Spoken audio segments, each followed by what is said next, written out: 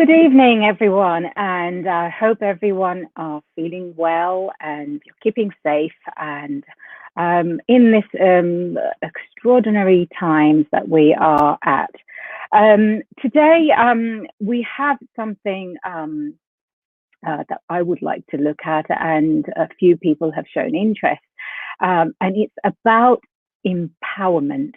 And so I decided, okay, how can we do this?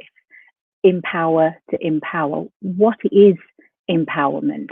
And we will be looking at the components of empowerment: confidence and rebuilding, self-belief, power and control in relationships, and mindfulness.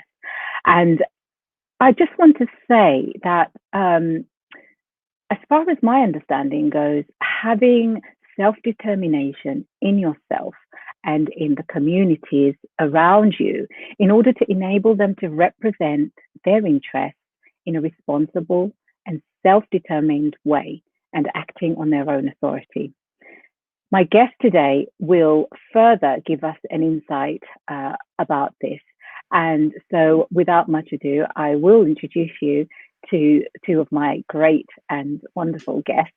I have with me today Sharon Rea, who is not only, what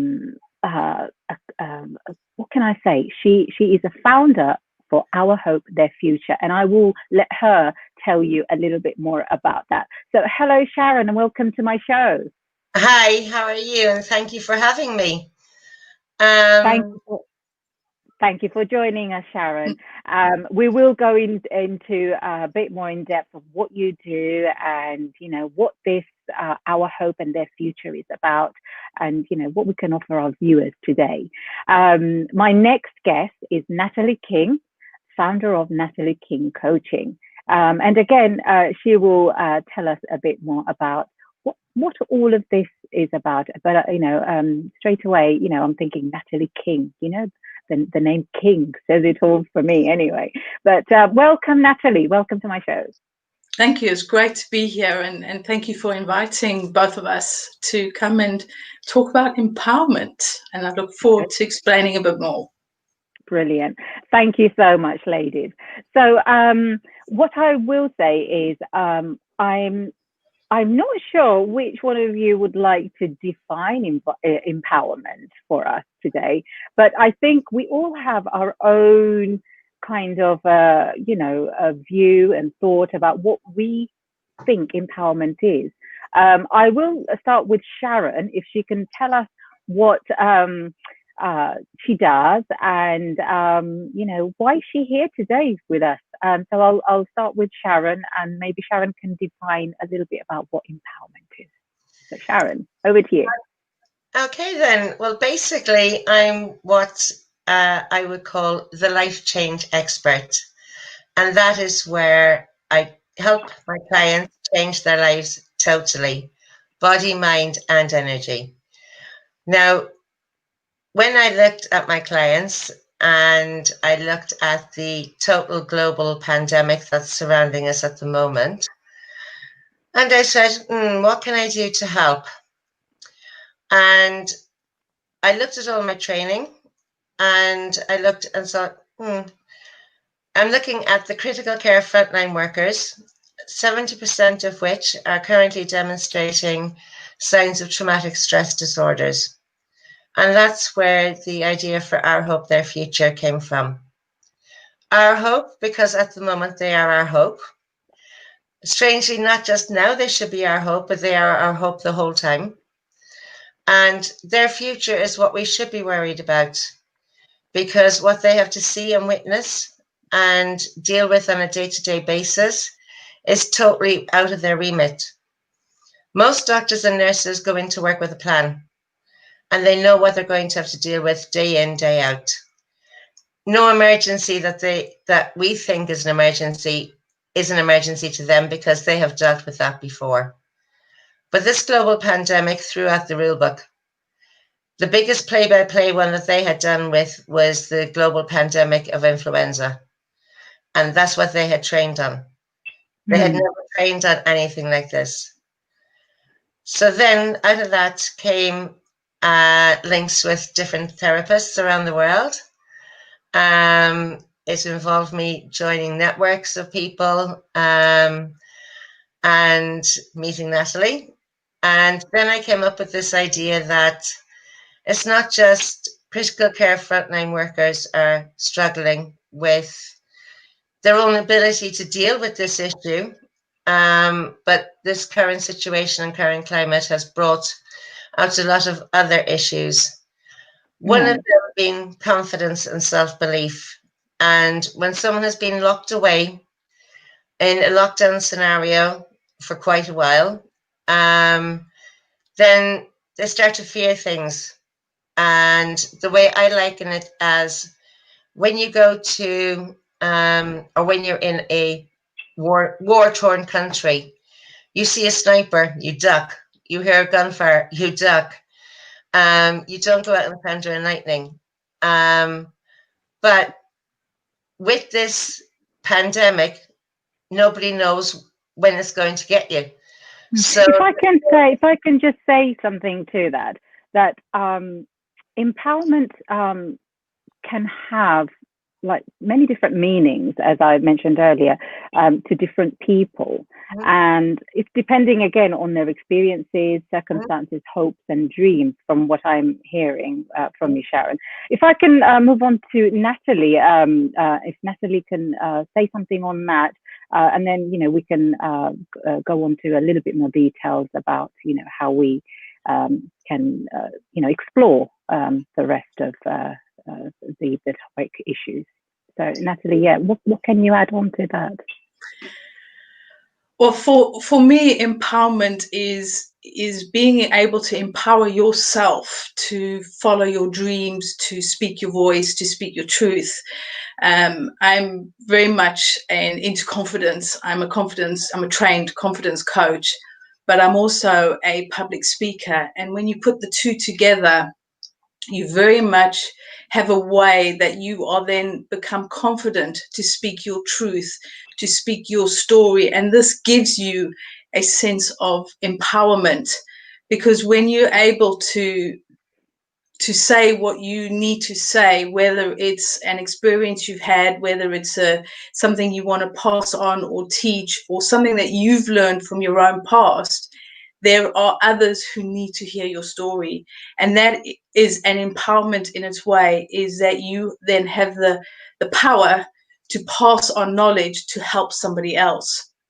And this for me is almost like a personal passion of mine, because I've seen how, especially recently in the last 6 months, how confidence has been eroded. So people who I've known were confident before March are now have lost their way, have lost their confidence in a way, because they've had their power taken away from them. And I'm not talking about power as in muscle power. I'm talking about a power of making a decision of leaving your house, decision on your business. That is a power that's been taken away from you, and you feel lost, you feel alone. And empowerment is about getting that back again. It is about, you know what, I can make the decision to take my business from face-to-face to online, or actually I'm going to choose to do X, Y, and Z to empower myself in this situation where I have no power. And that then comes with the confidence and the speaking your truth, whether it's, vocally or in any way that you can. Yeah. Are we saying that empowerment can be categorized in different types? I mean, what ranges of empowerment are we talking about here? Sharon, maybe, could say something on that. Empowerment is different for each and every single person. To me, empowerment would have a vastly different meaning to Natalie's meaning of empowerment. To me, is taking the worst case scenario that you can put at somebody, and that person has the ability to deal with it in a way that doesn't affect their values and beliefs, but they deal with it in a way that makes them quietly confident knowing that they can handle whatever is coming in their way. With women have a great support network, and women tend to yap and give out and have great support networks around them, from family, friends. Men, on the other hand, tend to hold it all in, because it belittles the idea of masculinity, to actually show So, weakness by actually yeah, speaking. if I can just say to that, is that factual information, or where are we getting it? What source are we getting these, kinds of views from? Where are we finding that, men are in categorized in a certain way to women? What source are we getting that from? We're getting that source from, well, both of us have done a lot of training. Number one, I work a lot with the science of the mind. I'm a clinical hypnotherapist. I'm master practitioner of NLP, timeline therapy. I'm also qualified in domestic violence. And when you qualify with domestic violence, then you have to learn the basic psychological differences between men and women. And men are thought, and it's not so much not thought, but it's the way that we are brought up. It's the way that we are brought up from birth, to look at the different gender identities and the values and the beliefs that comes from each one of them. And men as a whole will tend to hold in their problems. My clients have told me that for a man to cry is to show a sign of weakness. I've been currently working with the man that has started International Men's Mental Health Day 5 years ago. And he is very passionately involved in promoting mental health amongst men, because it is something that hasn't been really looked at, and men need to learn that they have the ability to be compassionate themselves, and that they need to, show that they have the soft side, but that's not in no way diminishing their identity and who they are. But I mean, I'm currently working with a young adult who has very conflicted gender identities, and because of that, and because of the way they've been brought up, their confidence, their self-esteem, their self-belief, everything is gone.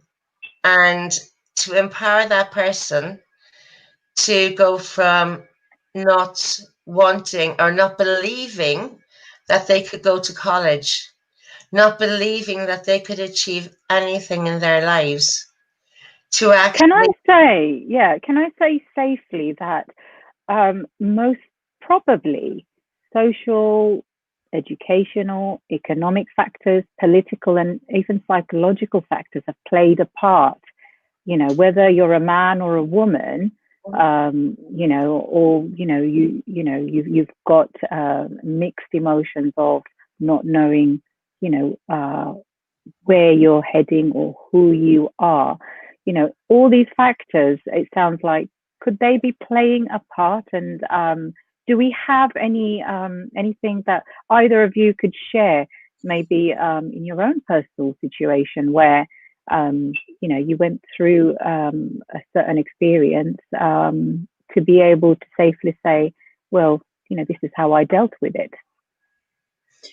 Well, one thing I just wanted to say was that generations also play a big role in the stereotypes. Is if you look at the 50 plus generations, very different to the 30 to 50 and even the late teens to 20-year-olds, because of, as you said, social, what we've seen on TV or in the magazines, or what we've been brought up to believe. But it's also a big thing is cultural as well. I noticed personally a big difference coming from, I don't know if you've noticed, it's a slight accent, but I grew up in South Africa, and it's very different. The culture and the male stereotype and the female stereotype is very different to when I then came to the UK. I was like, whoa, this is quite different because of being shown different ways, having different influences from whether it's TV, magazines, newspapers, and even your own families. But you also notice a difference in the different cultures within the UK. And I find that really fascinating in a way, is how we are brought up, even though you've got all these different influences, sometimes your culture just stays with you.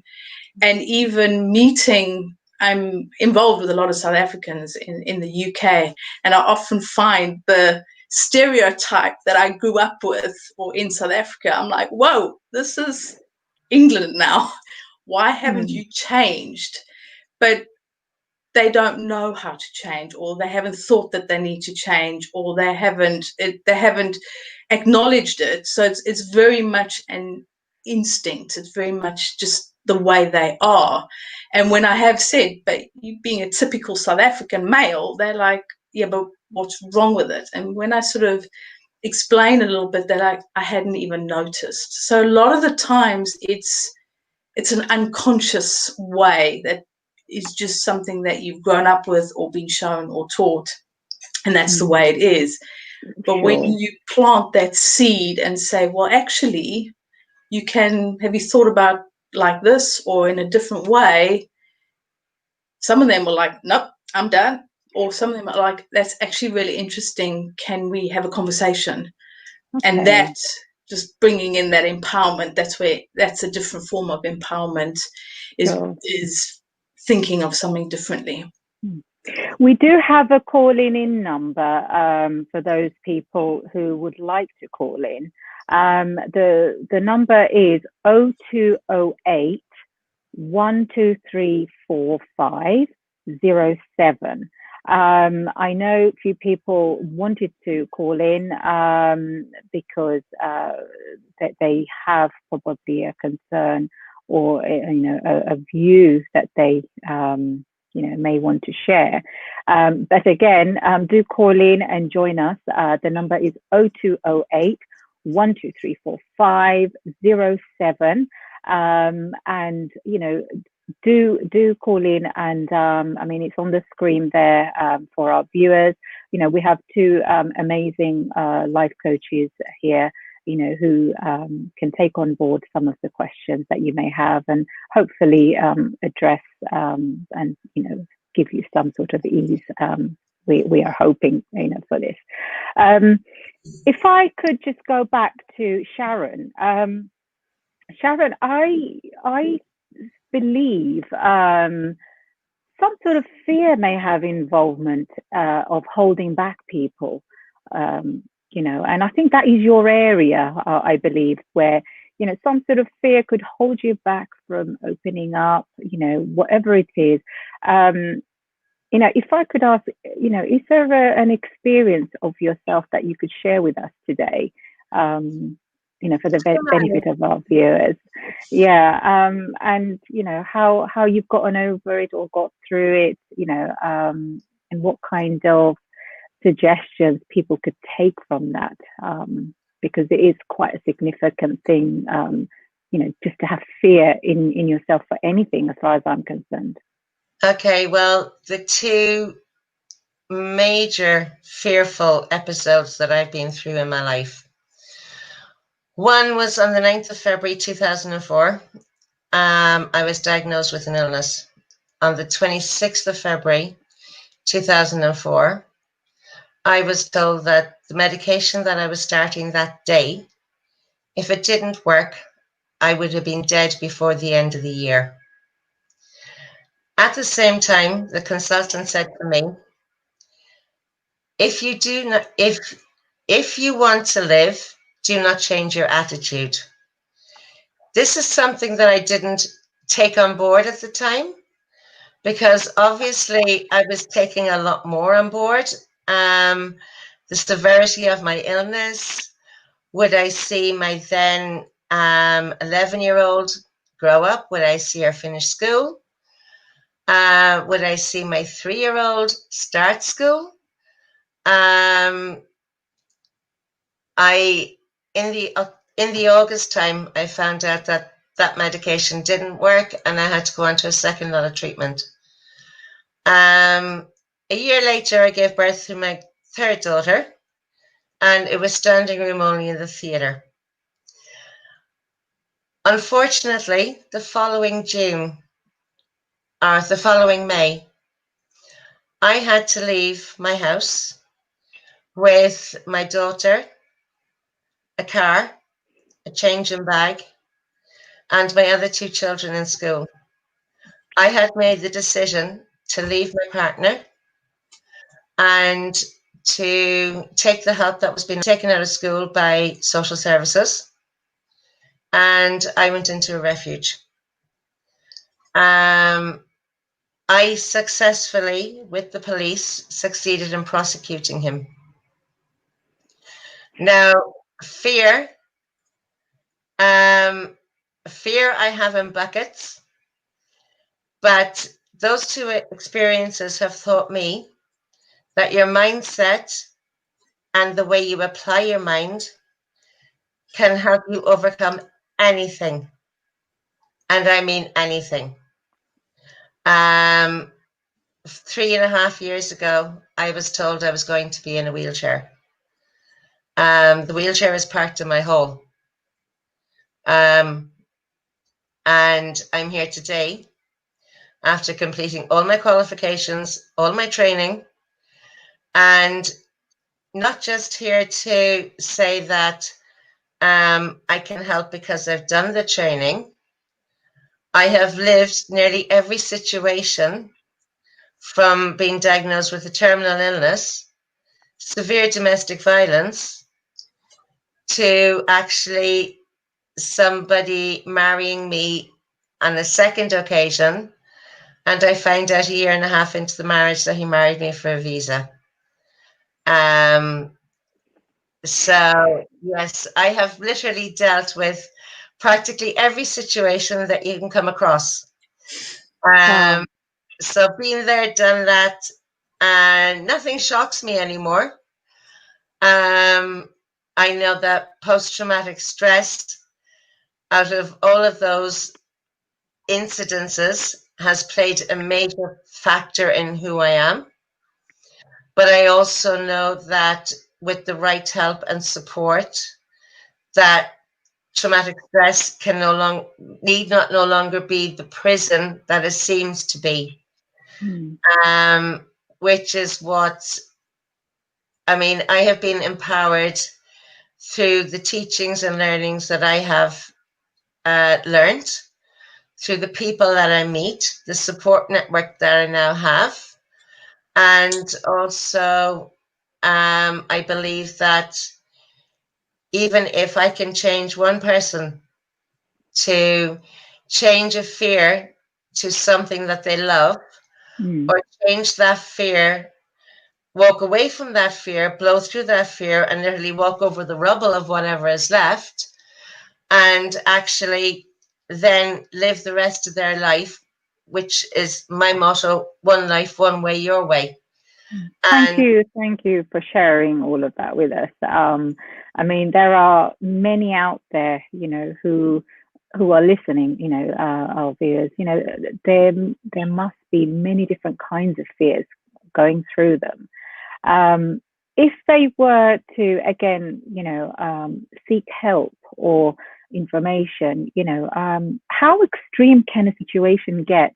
I mean, if maybe Natalie can say something on that, have, with your clients that you've had, have you come across where a situation obviously varies from person to person? How extreme does it get before they reach out for help?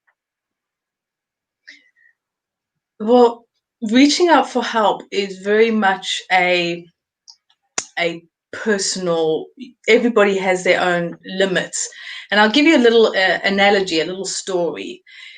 So this is a story. It's not a true story or anything, but on a veranda in one of these houses in the middle of America, there is a grandma and her grandkid sitting on the veranda. Grandma is rocking on her rocking chair, as they do. And every now and again, the mangy dog turns over or moves and yelps. And the grandkid says, "Grandma, why does the dog keep yelping? Why doesn't he move?" And the grandma says, "Well, he's lying on a nail that's poking into him." And the grandkid says, "Well, why doesn't he move?" "Because it's not painful enough yet." And this is like an analogy of, we need that nail to be painful enough to make that first move. And everybody has that different levels of pain. Sure. So sometimes somebody will leave sooner than somebody else, and somebody won't leave because they've not necessarily reached that breaking point, that proverbial straw of breaking the camel's back. And it is, you can't tell somebody that they're at that breaking point because only they know. And it's the same with anything, whether it's an addiction or it's in a violent relationship, or in my case, it was one bad job after another. I needed that nail to become very painful before enough is enough. And everybody has that different level. And some people say, "But why do you stick it out for so long?" And there's no one size fits all here. So person to person, we can see it varying. You mentioned something about, in your work, place, how it's, come across. So we've touched upon, people's relationships and personal lives. What kind of situations can we say about employees in an employment? What could they be going through, and how can we fit empowerment in there so that there's some sort of benefits for them? Can maybe either of you can say something on that? And I was actually talking about this earlier to another business person. One of the issues at the moment is a lot of self-employed people, and myself included, in March lost our businesses overnight. And what do you do? How do you pivot it or anything? And a lot of employed people were, "Well, I've still got a job, I'm being furloughed." I mean, this is all over a process. But now what is happening is there's a lot of fear. There's a lot of fear is business owners are coming out the other side, in a way, having worked hard and tried to change their businesses. But if you're employed, how secure is your job? And this is something that's really causing a lot of fear in the workplace for employees, because they don't know, will the company survive? Is the company downsizing to save money?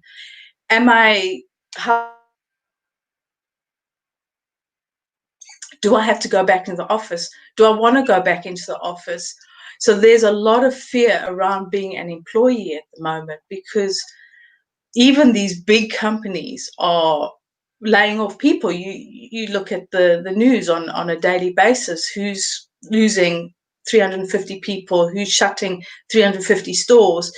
And that is causing a lot of fear. And again, it comes to losing the power and having to find the empowerment to say, okay, am I going to keep this job? Do I speak to my employer, or do I find another solution? Do I look at what else can I be doing? What do I do? But how far is that pain point? How sharp is that nail that's poking into them? But I mean, surely, when employees are given the tools and the resources, which they need to successfully manage their own projects, for example, and they have a goal that they're working towards, surely the benefits could be endless. You know, having been empowered, you know, that employee is most likely to go that extra mile. I mean, would they not? They would, because if you think of yourself, if you are nurtured, if you are looked after, and you are trusted, even the basic trusted to do something and acknowledged on what you're doing, you will go that extra mile, because we want to better ourselves. We want to help. We want to be part of something. And if you feel that, you will go that extra mile. And a lot of employers are looking at ways to help their staff. But if you are sort of hanging out there, you don't know what's happening, you struggling to come to terms with what's been happening, you've most probably juggled homeschooling and your job, and have you got a job, and then you're getting a company that's maybe not as supportive, maybe they're not communicating with you. Communication is very important. And if they're not communicating with you and saying, you know what, this is what we're thinking, this is what's happening, do you have a say, do you have an opinion? What's going to happen is we make up our own stories in our heads, we come up with our own conclusions, but they're not going to be happy. They're not going to be happy employees, because they're going to be in fear. And fear does not generate happiness. It doesn't matter how much you try, it just doesn't. Yeah. Sharon, I mean,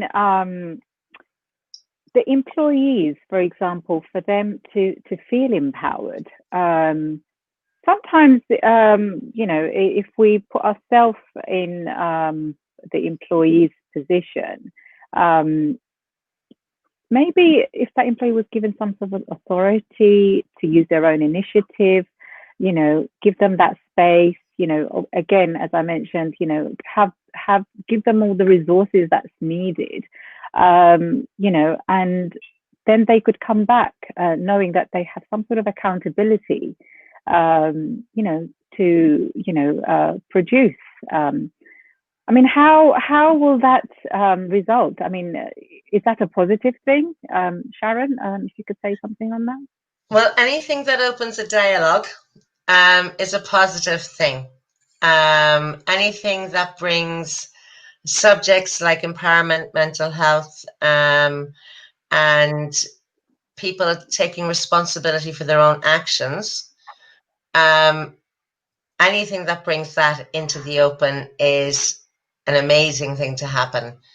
The only way that you can empower your employees is to be open and honest with them, and to also acknowledge that they are adults, that they have to take responsibility for their own actions, just like you do. But as an employer, you are ultimately responsible for the safety of your workforce. And part of that responsibility is also ensuring that you train them in the right way to deal with the situations in the right way. And it's also about making sure you've got the right people in the right jobs. But everybody keeps talking about the new normal. What is normal? Whose definition is normal? And that's where things get difficult and confusing, because nobody knows what the next number of months are going to bring. So it's a case of, right, okay, well, we've had this playbook. This is the way we used to do things. But now let's sit down together and work out a plan of action. And it's only by acknowledging that your employees are part of your team, then you will get 110% out of them, because they will then feel valued, appreciated, and empowered. Exactly. Do you think there are enough in the workplace, enough motivation, confidence building sessions or training, whatever you want to call it, happening? Or, you know, what would you suggest? You know, if it's not, you know, maybe there are some organizations doing that, but for those who are not, you know, what can we say to them? at the end of the day, whether you're an employee, whether you're in a personal relationship, it's all to do with human beings. And again, what Natalie mentioned, that communication is really, really important. So Natalie was nodding your head, you were there saying, there are probably not enough motivation, confidence build-up sessions or training happening. Why do you think that? Confidence and motivation and I'm very much generalizing now, but it is almost like those people, the woo-woos, do that. You don't need it. You just need to know how to plug a computer and do your job. All the other stuff is extra, and some companies don't want to pay that extra because they don't see it as value, because you can't put a value on it. You can't see what's happening. If you send somebody to train how to, I don't know, build blocks, and they come back and they're building blocks and that's bringing in money, they can see that. But confidence and motivation, you cannot see the value of what you've invested in, because first of all, it's a process, and it's a slow process. It's not an overnight process, but it's not necessarily something that you can, oh yes, that person went on that confidence course, look at them, they're confident straight away. It's a slow thing, and this is where it comes down to the bottom line, basically, is money and cost. But I'm a great believer in finding your own power and finding and empowering yourself. So as an employee, or even middle management or an owner of a company, is don't wait for somebody to fix your problem. You have the power to go and fix your own problem. So if you find that you want confidence is something that you want to be dealing with, or you want to become more motivated, find courses, find workshops, vidcasts, podcasts. There's a lot of information out there. Find it for yourself. Empower yourself. Don't wait for somebody to give it to you. But as an organization, if you motivate your staff and you help your staff with the non-visible education, so the mindset, the changing of who they are, their beliefs, their personal beliefs, like, am I worth it? Self-confidence. The value that you're giving to your staff member is they will pay that back tenfold because they feel valued. But you might not see that in your bottom line or bank account straight away, but in the long run, you will actually receive double, triple of what you've invested in your member. But that is something that a lot of organizations need to learn. And it's something that management need to push more to have on offer for their staff. But unfortunately, at the moment, it's one of those things that's very much put at the very bottom of the pile, because a lot of organizations are still in survival mode. They're still trying to see if they're going to survive or not. And when it says, well, can we help your staff? Can we help your staff have confidence? It's like, no, we need to deal with the electric. We need to deal with how we're going to pay the rent. So it's, things are going to happen that we are not going to like, and from what you're saying, focus on yourself, be open to the possibilities that could be out there. And again, the mindset which you mentioned, you know your ability, you know what you're capable of. I'm getting the feel that you have to have trust in yourself, right? To be able to get out there and say, do you know what? I know what I'm capable of. I know what my abilities are, and not always get disheartened. There a little bit in that. Sure. Some people don't know what they're capable of, and fear is actually limiting their beliefs in themselves. Yeah. And also another point from when I was listening to Natalie, even pre-pandemic, we had these issues where an employer would bring in someone to do some training for everybody a generic training, but people learn in different ways and they learn at different levels. So if you're coaching or you're training somebody at, let's say, a level 4, I'm just using this for an example, the person that's training is training at a level 7, then the person at a level 4 is not going to take in the training. You're just wasting your money.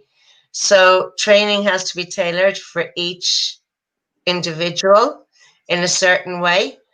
But again, we are hindered by fear in what we can achieve. And again, you have to fear it, but then you have to acknowledge the fear, but you then have to find out what you're fearing to be able to acknowledge your own capabilities. So even though it's great, it's brilliant to gain confidence, but you've got to find out what you're gaining confidence from.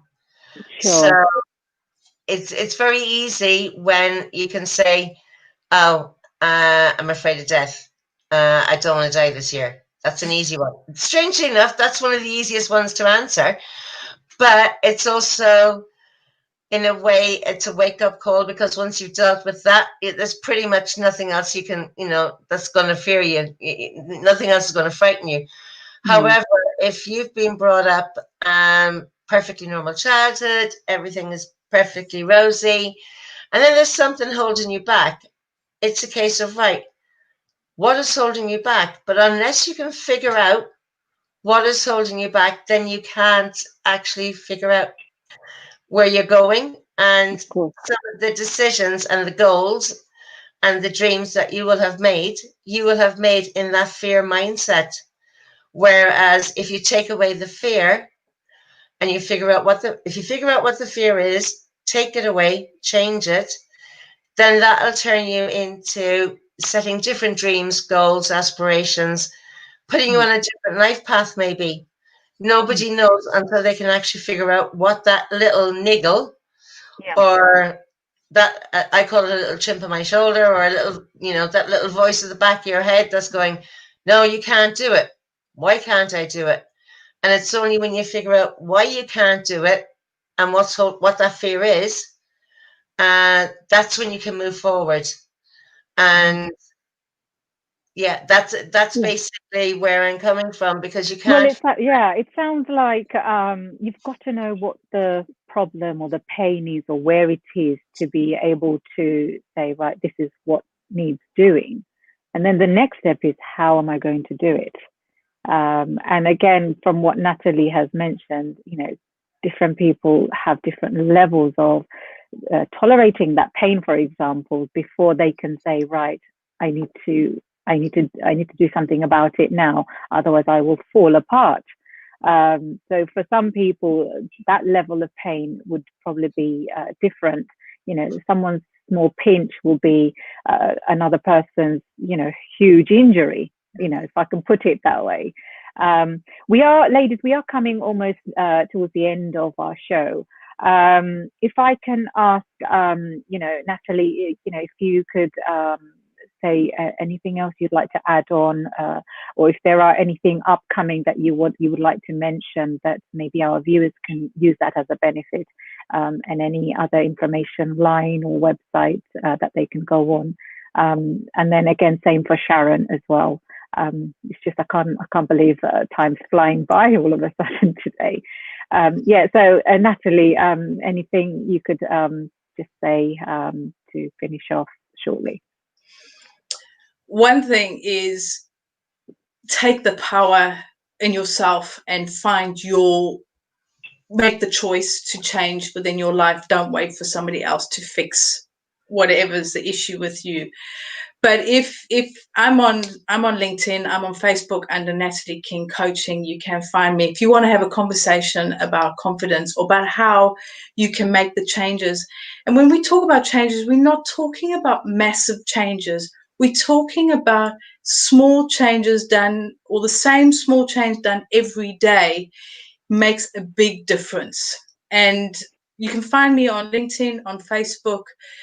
Come and have a chat with me. I'm passionate about confidence, and I'm really passionate about helping you to make those small changes. Don't have that nail poking into you constantly. But one thing that is coming up that Sharon and I are both really excited about, and I know she will also explain it, is the Empowerment Days. We have 3 days coming up, starting in October and November, 2 dates in November. It's International Days, and they are the Empowerment Days. And we will be going more in depth with what we spoke about today. I'll leave Sharon to explain that a bit more. But it's been really fantastic being here, and I've really enjoyed it. And I've got some bragging rights now. I'm the first person that I know within my circle, other than Sharon, who's done a vidcast. So I have bragging rights. Excellent. Well, thank you so much for that. It was amazing. And I hope our viewers out there, have taken something on board and again, it's like, even if it is one thing, making a difference in somebody's life, you've achieved something on that. Sharon, if, you could add on and tell us, what else is upcoming, and just if we can wrap up shortly. Okay, well, the 3 dates are October the 22nd, which is international. They're the first of their kind. They're online international conferences. One is for women, one is for men, and one is for the LGBTQ plus communities. And we'll be working with an extraordinary woman called Elise, and she'll be showing us how to use mindfulness to focus in on the problem, how we can find that nail or find that little bit that's holding us back, and then using tools like quantum linguistics, quantum physics, for those that are of the scientific persuasion, or we'll be working with emotions. We'll be working with a lot of different tools between us to actually break down those fears. We've got some pretty awesome guest note speakers. And then we also have, we build you back up. So we'll help you find the problem. We'll help you knock the problem down. We'll then give you the most awe-inspiring guest speakers. We give you 3 months access to us in private, closed Facebook groups. And on top of that, we leave you on top of the world, knowing that because you dealt with that one thing that's holding you back, that you can live the rest of your life. I'm on all the usual social platforms. I'm under the Life Change Expert, because that's what I do. And I believe that it's like the ripple effect. You put a stone into the pond and it ripples out. So that's why I have trained in both body, mind, and energy. I have international energy development courses that are starting in October. Those spaces are very limited at this point, which I'm really happy to say. And yes, we're obviously announcing these International Empowerment Days, which have never been done before. So it's bringing people from all over the globe together to work together to affect change. Excellent. Both personally, but then also to provide the support and the continuation of that support. And obviously, I mean, if they want to come work with any one of us individually after that, then that's great. But we will be putting a lot of these things on, and you'll find it under Fear It, Love It, and Change It. fearitloveitchangeit.com. Excellent. And there's a Facebook group, Fear It, Love It, Change It. Brilliant. Excellent. Well, you've both ladies summed it up very well. Anything for the benefit of our viewers, and we're always aiming for positivity. Every day is not the same day. And again, I'd like to thank both of you for coming on the show, sharing your experiences at the same time, and just putting a few things out there for the general public, that whether it's in your personal life or in the workplace, there will always be something that we are not going to like, but how we deal with it, how paced we are, depends on us really. How soon can we recognize something before we are in too much of any kind of a pain. But again, I'd like to thank both of you for coming on, and I'm sure our viewers have taken on something from you ladies, and I really do hope to see you again soon on the show as well. So thank you again. Thank you for having us. Thank you. Well, we have learned that we should be focusing on ourselves, and that there will be things that will be happening that we don't like. We should be open to possibilities. They're all part of empowerment. Trust yourselves, run your own race, and network. Love what you do and do them with passion.